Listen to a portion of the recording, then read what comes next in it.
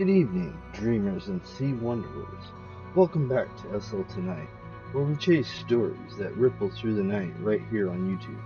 I'm Felix Sebesky, standing on Rocky Point Marina, and with the ocean whispering secrets at my back. Tonight, we're diving into Ray Bradbury's haunting classic, The Foghorn, a story that calls to the lonely soul like a beacon in the mist. If you're new to SL Tonight, think of this as your second life storytelling haven. Immersive, raw, a little wild. Picture yourself here and underfoot, salt in the air. Grab a virtual coffee, let the waves carry you, and let's plunge in.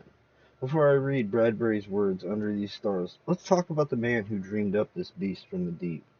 Ray Bradbury, the poet of starships and small towns, born in 1920 in Waukegan, Illinois, a place he spun into the dreamy green town of his tales.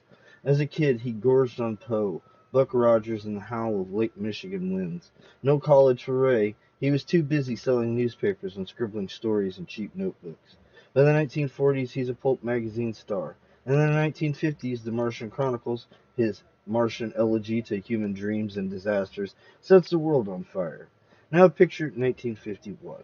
Bradbury's 31, newly married to Marguerite, they'd wed in 47, scraped by on story checks, living in a modest LA bungalow. America's riding the post-war wave, suburbs blooming, TVs glowing, but the Cold War shadows looms.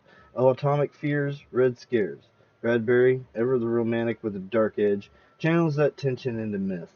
That year he publishes The Illustrated Man, a kaleidoscope of tattooed futures, and in June, the Saturday Evening Post, America's cozy family mag, prints The Foghorn, originally called The Beast from 20,000 Fathoms. It's a quintessential Bradbury. No rockets, just a lonely lighthouse, two keepers, and something ancient answering the foghorn's cry. What's cooking in Ray's world in 51? He's in LA, Hollywood sniffing around, and he's weaving his boyhood memories, those Waukegan storms, maybe a splash of Melville or Lovecraft, into tales of longing. The foghorn is about isolation, the kind that gnaws at you like a damp wood. Its horns call, mistaken for love, answered by a creature older than time. And talk about legacy. In 1953, this story inspires a monster movie. The Beast from 20,000 Fathoms, with Ray Harryhausen's stop-motion dino wrecking New York. Bradbury cashes the check, smiles, and keeps writing. Fahrenheit 451 drops that same year. The story's themes hit like a tidal wave. Technology's promise and peril, that foghorn, a machine mimicking nature, stirring something it can't control. Loneliness, not just human, but cosmic. Bradbury pouring his heart into the page. The sea is a mirror for our deepest yearnings, a warning that our creations might wake the past. In 51, with the world wired for progress, Bradbury whispers, careful what you call to.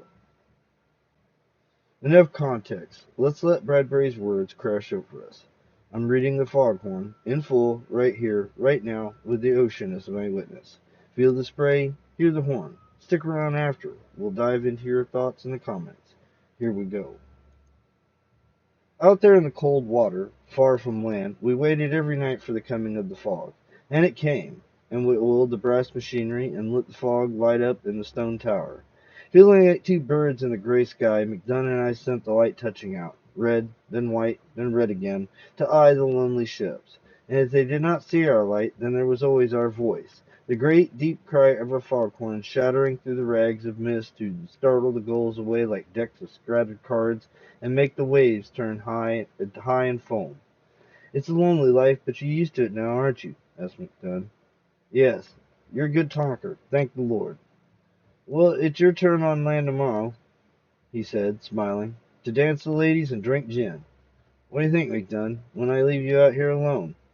On the mysteries of the sea, McDunn lit his pipe. It was 7:15 of a cold November evening, the heat on, the light switching its tail in 200 directions, the foghorn bumbling in the high throat of the tower.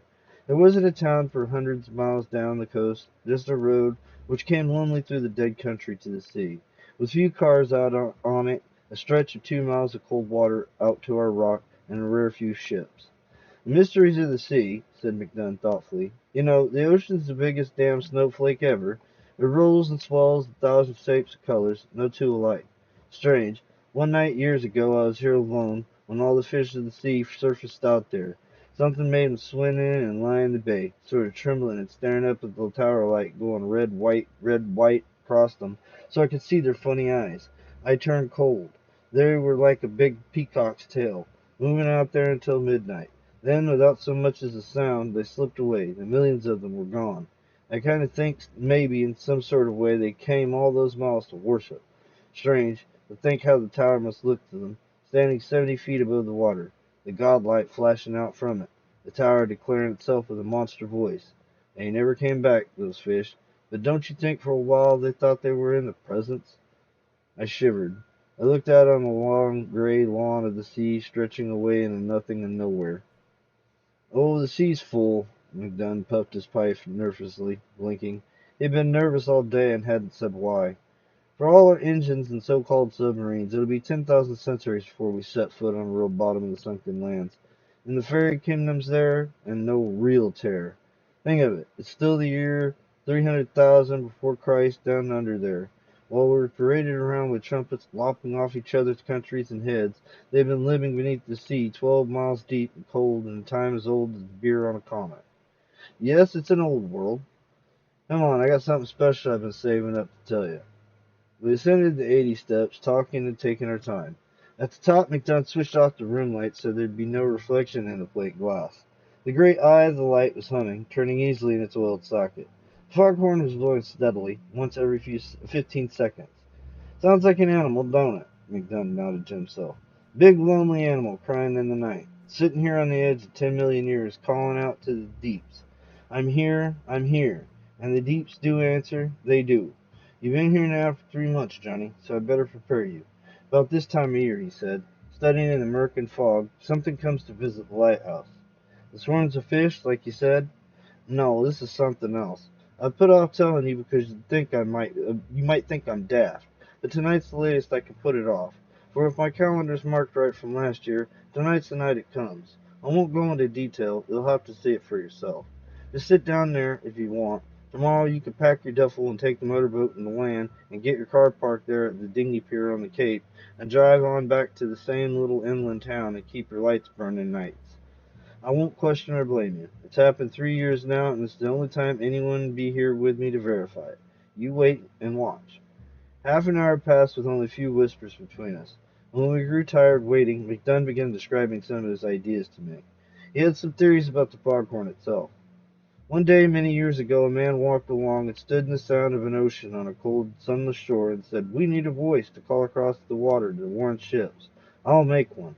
I'll make a voice that is like an empty bed beside you all night long, like an empty house when you open the door, and like the trees in autumn with no leaves. A sound like the birds flying south, crying, and a sound like a November wind in the sea on a hard, cold shore. I'll make a sound that's so alone that no one can miss it, that whoever hears it will weep in their souls, and to all who hear it in the distant towns, it'll make me a sound and an apparatus they'll call a foghorn, and whoever hears it will know the sadness of eternity and the briefness of life." The foghorn blew. "I made up that story," said McDunn quietly, "to try to explain why this thing keeps coming back to the lighthouse every year. The foghorn calls, I think, it comes. But, I said, said McDunn. There. He nodded out to the deeps. Something was swimming towards the lighthouse tower. It was a cold night, as I said. The high tower was cold, the light coming and going, the foghorn calling and calling through the raveling mist. Couldn't see far and you couldn't see plain, but there was deep sea moving on its way about night earth, flat and quiet, to the color of gray mud, and here were two of us alone in the high tower, and there, far out at first, was a ripple, followed by a wave, a rising, a bubble, a bit of froth, and then, from the surface of the cold sea, came a head, a large head, dark-colored, with immense eyes, and then a neck, and then not a body, but more neck and more. The head rose a full 40 feet above the water on a slender, beautiful neck. Only then did the body, like a little island of black coral and shells of crayfish, droop up from the subterranean. There was a flicker of tail. In all, from head to tip of tail, I estimated the monster at 90 or 100 feet. I don't know what I said. I said something. "Steady, boy, steady," whispered Dunn. "It's impossible," I said. "No, Johnny, we're impossible. It's like it always was 10 million years ago. It hasn't changed. It's us and the land that's changed. become impossible. Us! It swam slowly, and then with great majesty out in the icy waters far away. The fog came and went about it, momentarily erasing its shape. One of the monster's eyes caught and held and flashed back our immense light, red, white, like a disk held high and sending a message in primeval code. It was as silent as the fog through which it swam. It's a dinosaur of some sort. I crouched down, holding to the stair rail. Yes, one of the tribe. But they died out.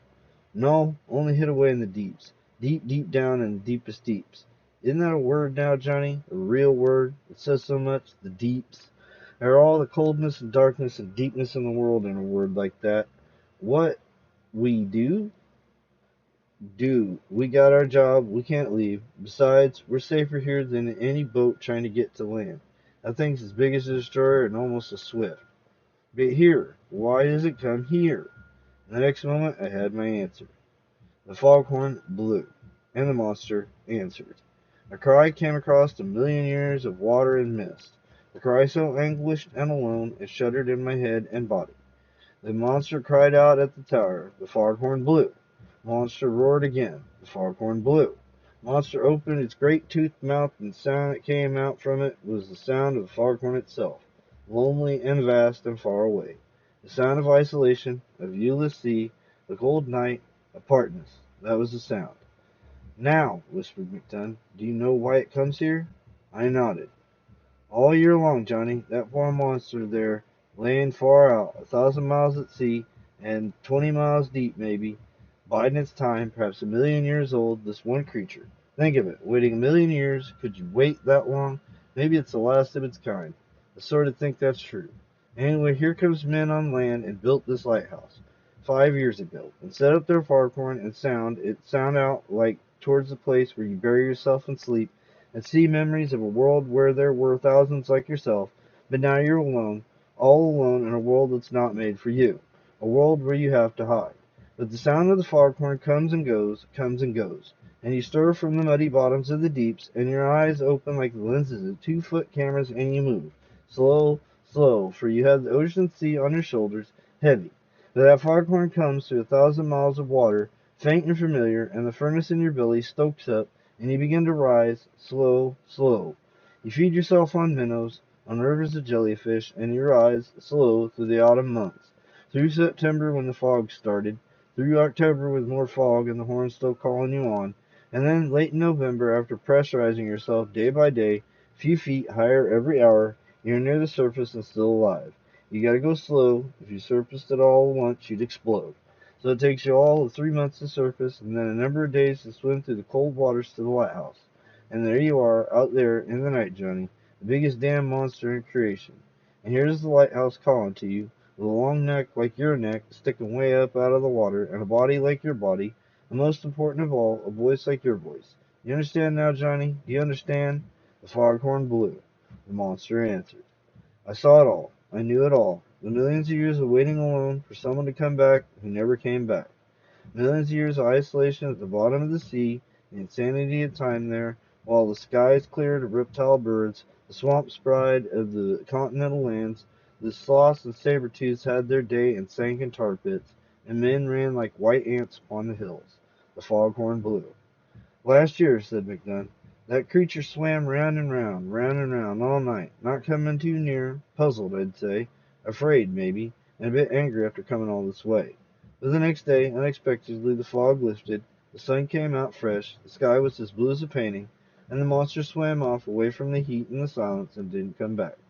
I suppose it's been brooding on it for a year now, thinking it over from every which way.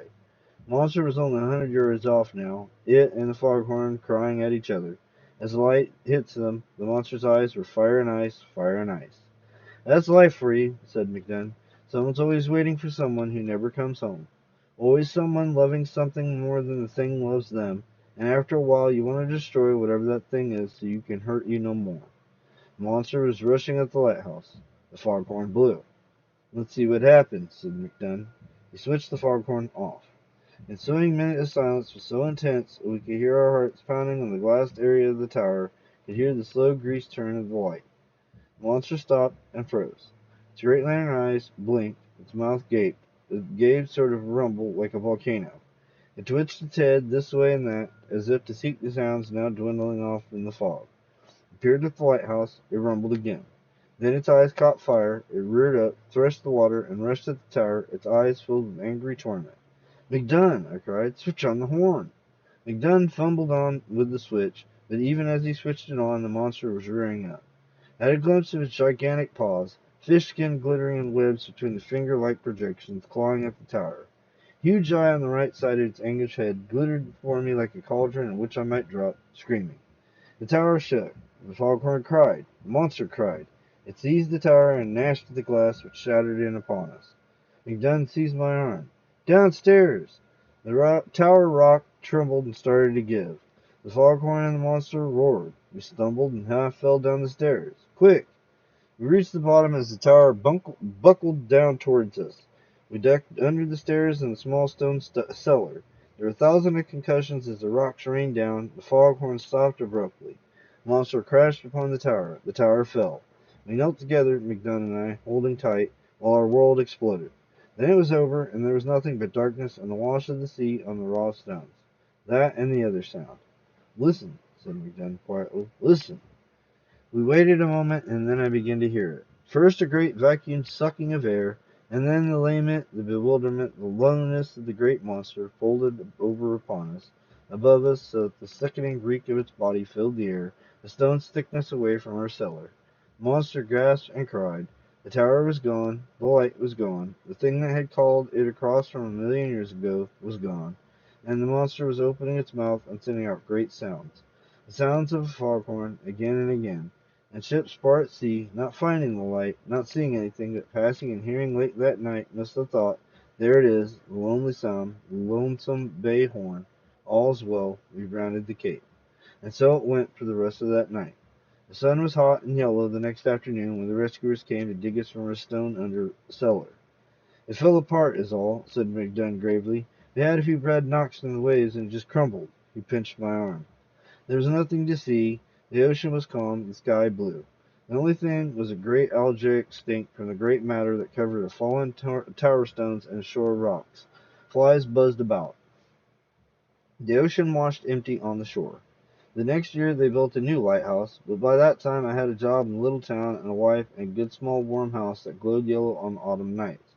The doors locked, the chimney puffing smoke. As for McDunn, he was master of the new lighthouse, built to his own specifications, out of steel reinforced concrete. "Just in case," he said. The new lighthouse was ready in November. I drove down alone one evening late and parked my car, looked across the gray waters, and listened to the new horn sounding once, twice, three, 4 times a minute far out there by itself. Monster, it never came back. "It's gone away," said McDunn. "It's gone back to the deeps. It's learned you can't love anything too much in this world. It's gone in the deepest deeps to wait another 1,000,000 years. Ah, the poor thing. Waiting out there, while man comes and goes on this pitiful little planet, waiting and waiting." I sat in my car listening. I couldn't see the lighthouse or the light standing out in the lonesome bay. I could only hear the horn, the horn, the horn. It sounded like the monster's calling. I sat there wishing there was something I could say.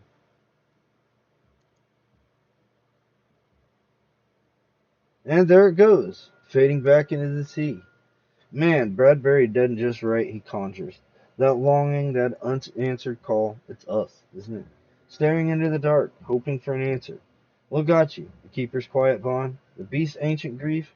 Jump in the comments. Let's unravel it together. If this stirred your soul, hit that like, subscribe for more Beachside tales, and tap the bell for the next week's story. Maybe some Philip K. Dick under these same stars. Or the rest of the story for the third policeman. Keep listening for the horn, and good night.